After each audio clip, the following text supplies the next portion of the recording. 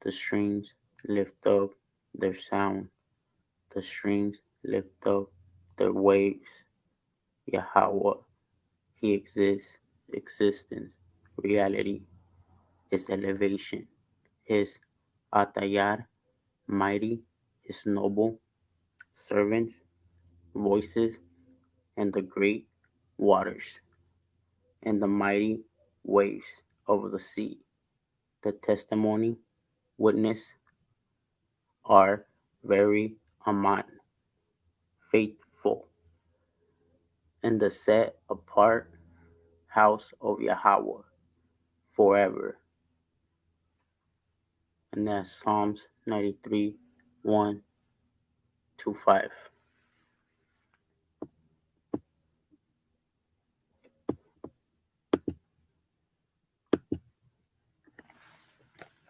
Crypto hidden Israelites in Mexico during the 16th century, 14th century, and 15th century. Mexico was originally inhabited by a number of Indian races who dominated the land until they were subjugated by the Spanish. Historians dated the beginning of the colonial period of Mexico as August 13, 1521. Viceroyalty of New Spain from 1535. This dominion embraced all the territories north of Panama to Taos and Charleston, extending as far as the Pacific Ocean. It also included Spanish West Indies, Venezuela, Philippine Islands, to between the year 1565 and to the years 1565 and 1584. So basically, yeah, the Spanish or the Iberians, the Israelites came over here, and also there were also from people from the Philippines that came over here as well, both men and women, you know. Possibilities of quick enrichment apply not only to Cortes conquistadores, conquerors who were rewarded by him with encomiendas, country, estate with Indian slaves, servants, but also about an influence of other enterprise adventures. This group included a number of what they call new Christians, meaning Israelites who converted to Christianity, at terms used to designate those Jews that their descendants who had accepted baptism in order to remain in Spain at the time of the expulsion following the decree of May 31, 1492. And those Israelites who were freshly converted in Portugal in the year 1497, a small minority of new Christians became observant and devout Catholics, as we are to this day, like our families. But a great number of them remain underground Israelites for centuries to come.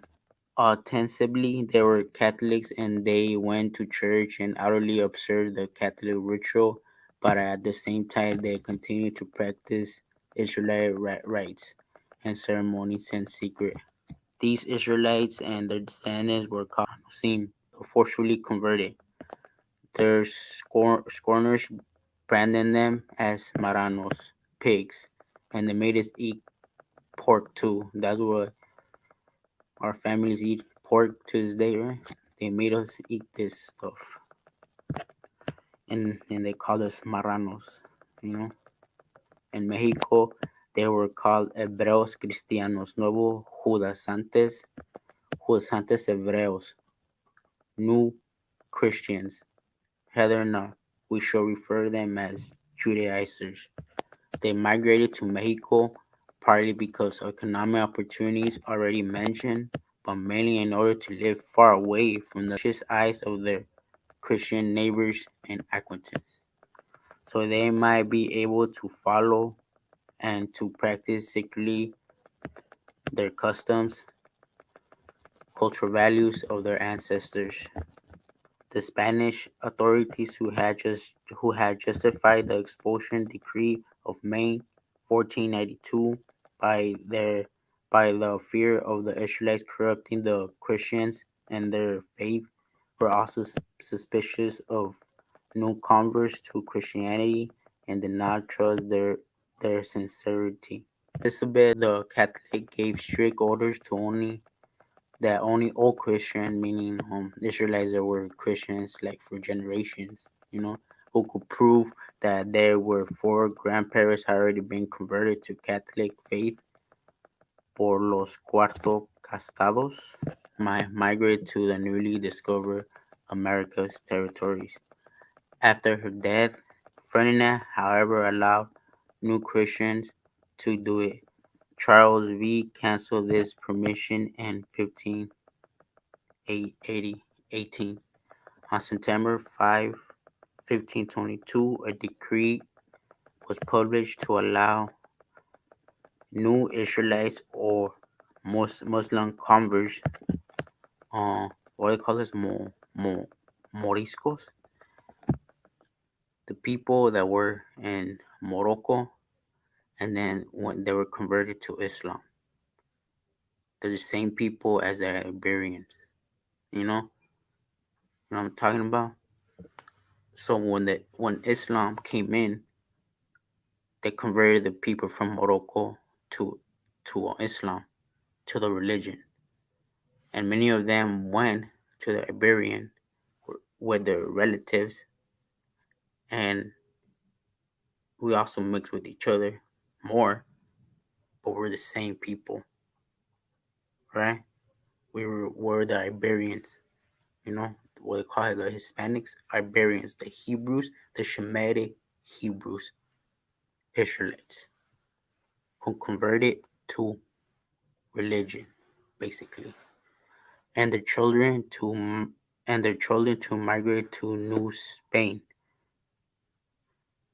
only by special permission of what they call the crown. Those who were already settled they were required to re-embark for Spain on their first available ship, and there was Vatican Inquisition in Mexico. All right, so now let's go over here real quick.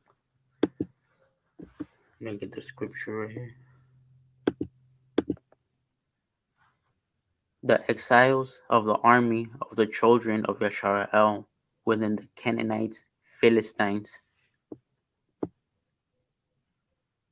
the sons of Mizraim, Hamites, and the exiles of Yerushalayim, Jerusalem, and Sepharad, Spain, should possess the cities of the south, the lands of Judean and Jerusalem. Why? What it says that?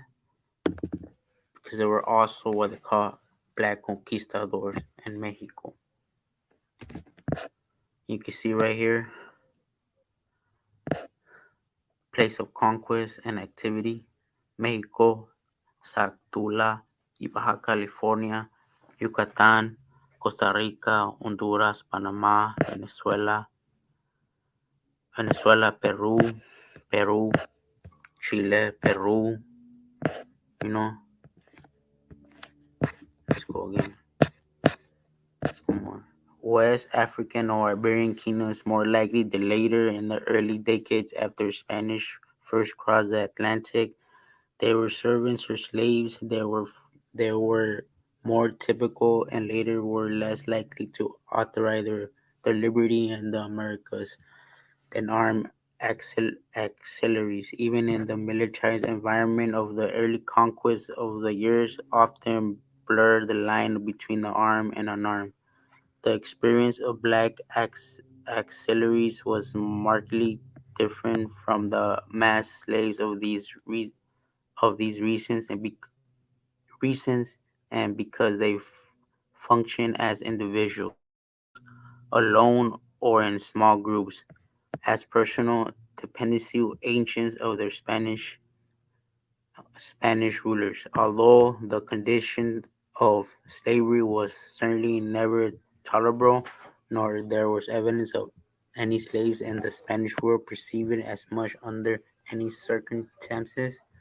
Some slaves in this category were granted considerable responsibility and relative liberty of movement.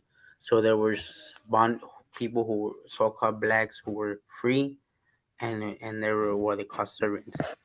And the third category of the focus of this article is that they're armed as military of African descent. These men were ranging from African-born slaves to Iberian-born freemen and mixed racial ancestry. We did have children with so-called black women, you know, so they're still us. And during ancient times as well, you know. The enslavement acquired their liberty soon after they became fighting along the Spanish, if not before. Very few black conquistadores seem to have remained as slaves after their participation in the conquest. Such, such men tended to hold predictable posts during and after the conquest, and to become the early colonial life in certain ways. They were few in numbers, but their lives sufficiently conform to certain patterns for analytical generalizing to be made about them. Nor did this phenomenon of the black conquistadors end with the initial service of Spanish conquest.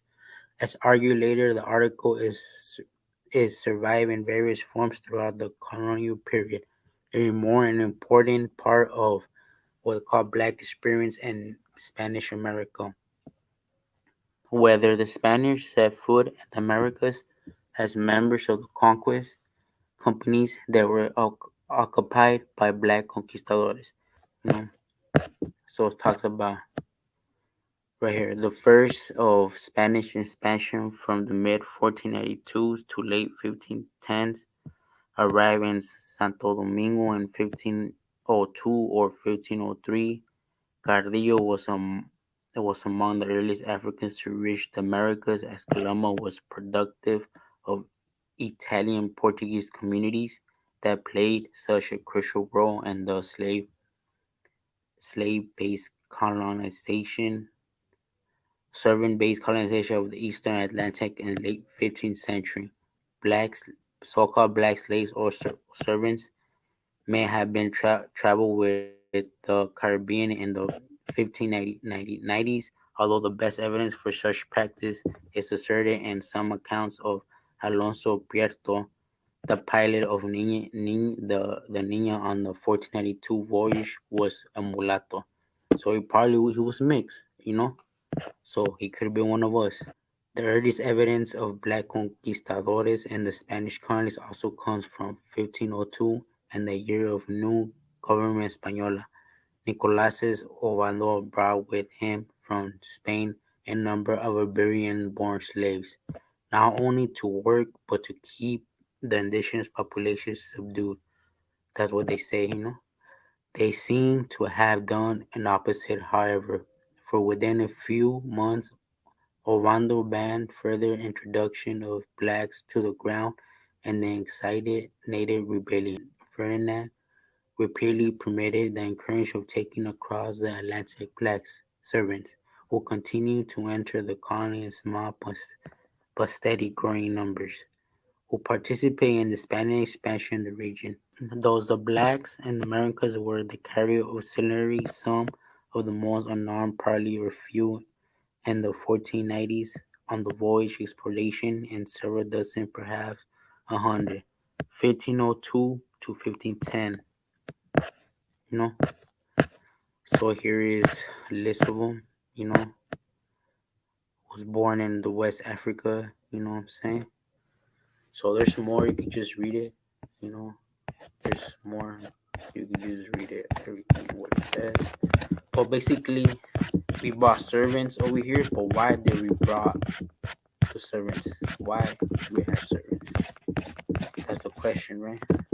You know, let's see. This is what the scriptures say.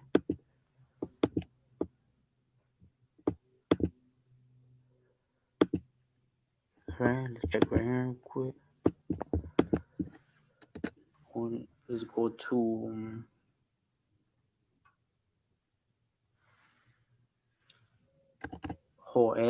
Joel 3, chapter 3, verse 5 to 8.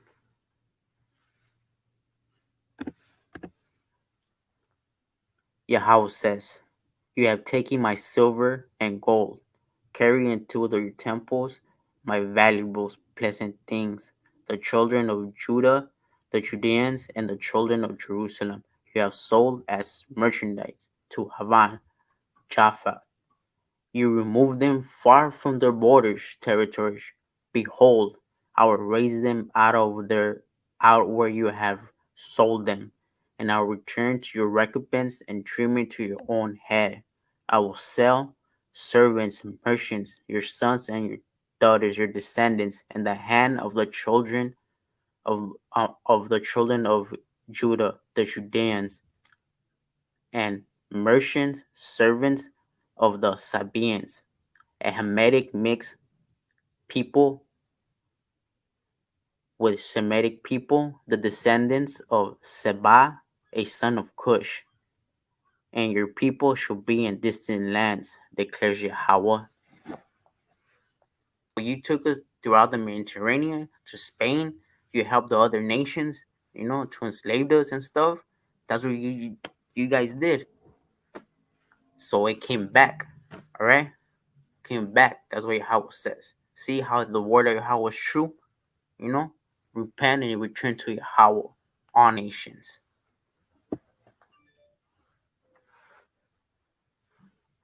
Now, let's talk about the native conquistadores, the indigenous allies in America. But first, let's get this right here.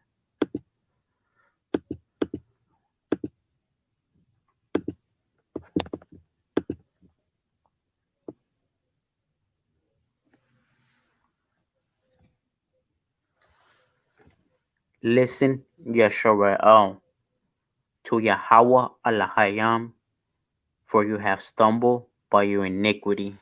And that's Hosea 14:1.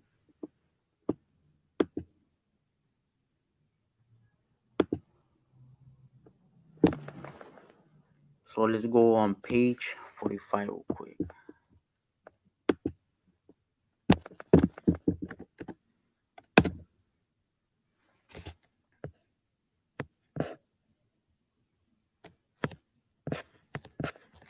So this is the painting what they talk about, right? Now let's go right here first. The traditional conquistador-based view of the conquest is as entrenched as it once was. On the one hand, 7 myths of the Spanish conquerors present these myths, meaning the misconceptions and well and stretched enormous pretensions, as so deeply rooted as persist in some form or another to this day. On the other hand, the book was also made possible by increasing number of revisionist voices and presentations of the myth debunking evidence. A development of notably reflection in the present volume, indeed, aspect of the revisionist view of the conquest that has arguably become most widely known and accepted is the existence of the native allies. The most obvious example of this undisputed fact is that the Tlaxcala provided a large number of warriors to assist the Spanish in their siege and destruction of Tenochtitlan. In fact, this is no longer a revisionist observation at all, as no historian today will argue the marginalization of Tezcaltecas of Tezcalteca and the Quixlac paintings accurately reflect these roles in the destruction of the Mexican Empire of the Mexica Empire. However, what is less well known is full extended in nature of native support and influence during the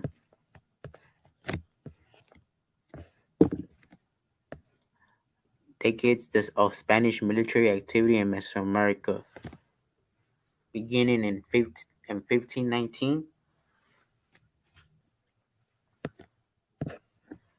Now,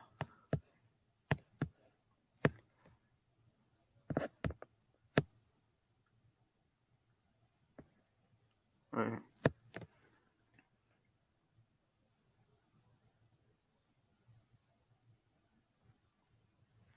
and he saw that at the time there came to help in the conquest a great quantity of Indian friends, natives of Tlaxcala, and Mexicans, and natives of Cholula and Zapoteca and Mixteca and Yope and from Cuauhtémoc, all friends of the Spaniards, who offered coming of this land, and witness saw in the service of power of our King and Majesty. Yahawah is the King, Yahawah is the Majesty. But I think they were talking to the over there writing a letter. Were all the battles and encounters and served very well with their persons and their arms, offering much exhaustion and hunger, and their privation and many wounds over the years, until the land was conquered and pacified and placed under the dominion of your majesty. You know? So you can see that many natives were involved in the conquest. Now let's go over here real quick.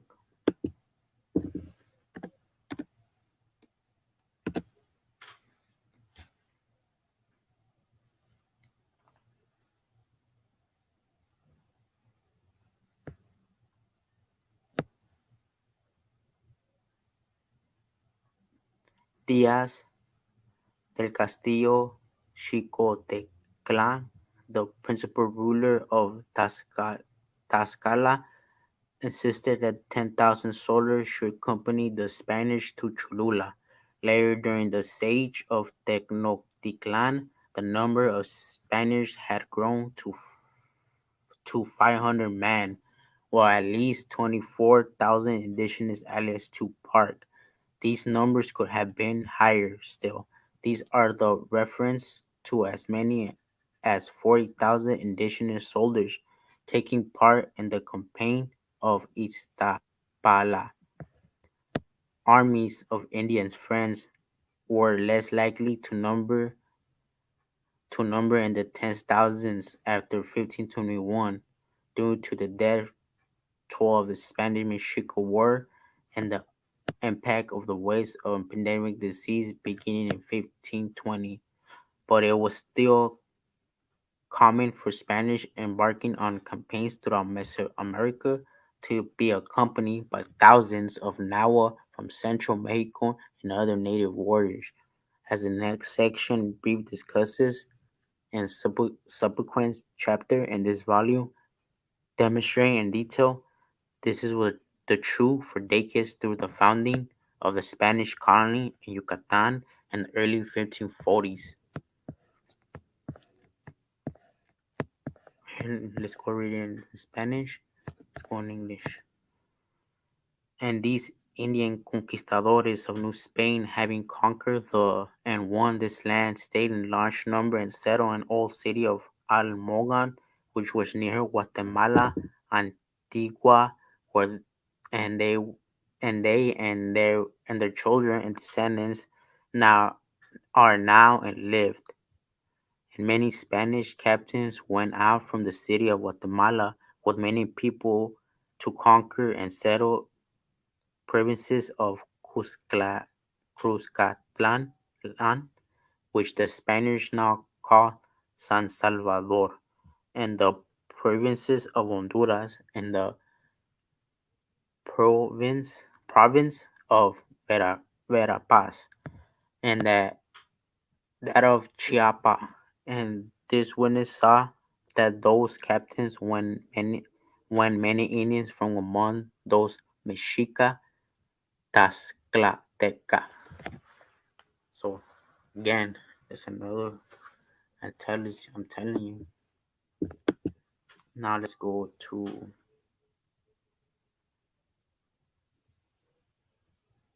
over here. Look,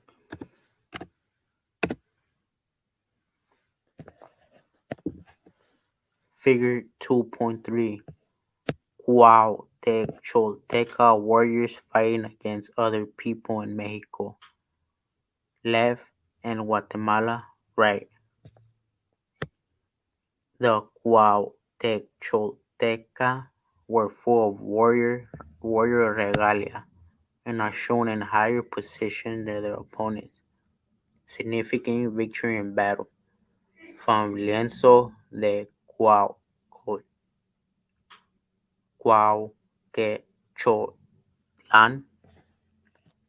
and you see the depiction, natives versus natives, tribal warfare, you know, between the natives and the Spanish, because we're all brothers. Now, let's go over here real quick to scripture.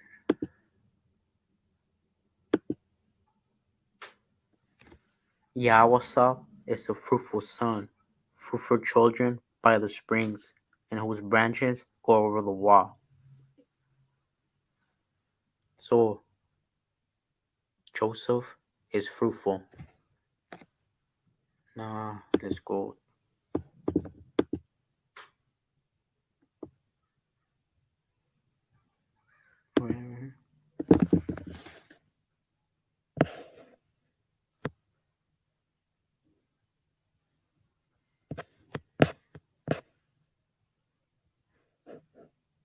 To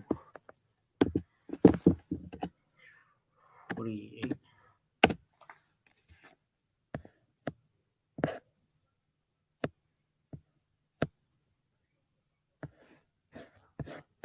So let's talk about women, you know.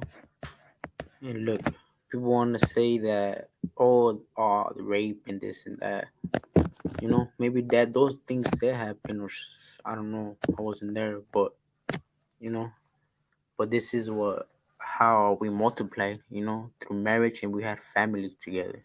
That was just not rape and stuff like that. And it seems that they had concern among the caciques to give us their daughters and nieces, most beautiful that they had. They were maidens in waiting, and they said that the elder Chicoteclan, Malinche Cortez, so that you may more clearly know that the good that we want, and we wish to placate you in everything. We want to give you our daughters so that they may be your women and that you bear fruit because we want to have you as our brothers because you are so good. You are good and robust. I have a very beautiful daughter. She has not been married, and I want her for you. And likewise, Miss Glass Texin and all the other caciques said that they would bring their daughters so that we will receive them as women, and they they made many offers. So there was like arranged marriages, you know, throughout Mexico, you know, and we mixed with each other, and we became many, you know, both right here real quick. Conclude about the conquistadors.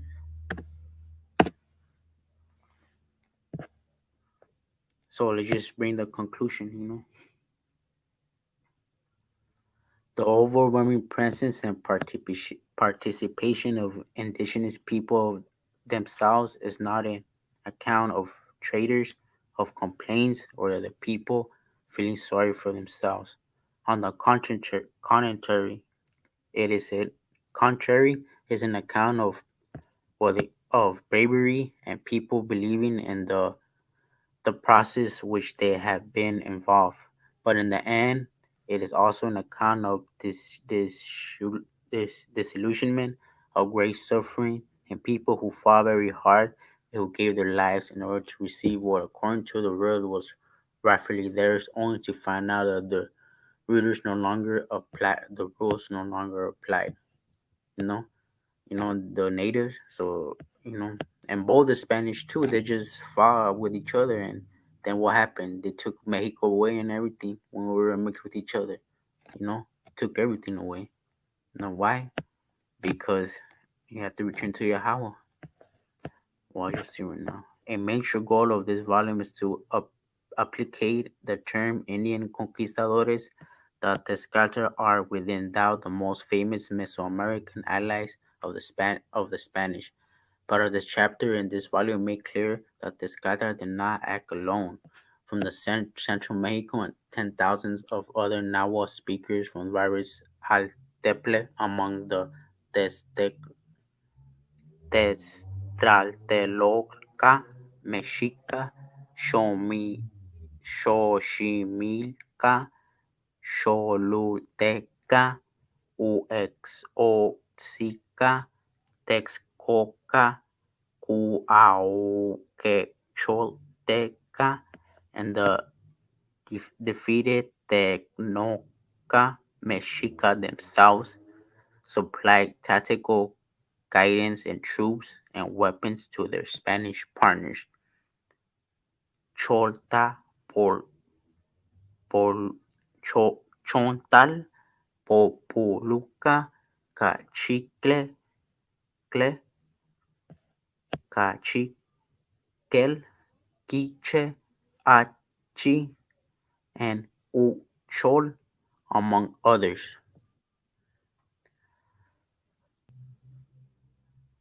The sheer number of indigenous conquistadors extended to which a number of Spanish actors.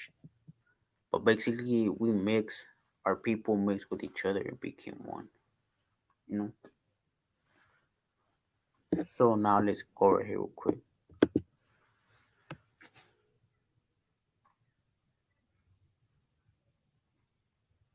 And this is Hosea 14 and 9. Wisdom, understanding, discernment, knowledge, the path, the way of Yahawah is right. Justice, what is right, is the path, the walk, the journey. But those that break away fall.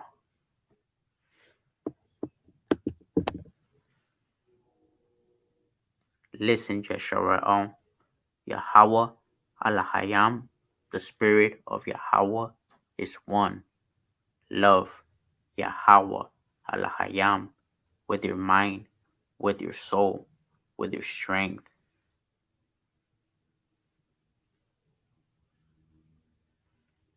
YAHAWAH, He exists, existence, reality. YAHAWAH, our Father, the supreme power is YAHAWAH.